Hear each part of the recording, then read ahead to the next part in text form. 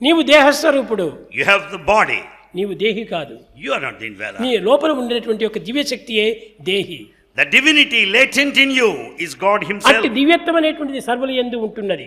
Such divinity is present in everyone. దానికి బీద రైతు అనేటువంటి భేదములు లేదు. It has no considerations like poor and rich. అందరి యందు కూడా ఉన్నది ఒకే ఆత్మతత్వమే. The same spirit of the self is present uniform in everybody. అట్టి దివ్యత్వాన్ని మీరు ప్రేమతో మీరు ఆరాధన చేయండి. Worship the divinity. అందరినీ ప్రేమించండి, Love all. తప్పు లేదు.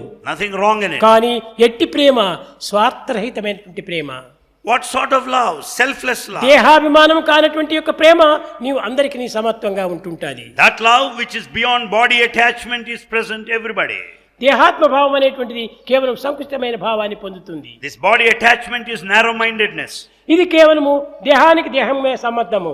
It is a connection between body to body. కానీ భగవంతునికి నీకు ఉన్నటువంటి heart to heart, love to love. The relationship between you and God is heart to heart, love to love. కనుకనే మీరు ప్రేమను ప్రేమించగా చూడాలి. Therefore, it should be relationship between love to love.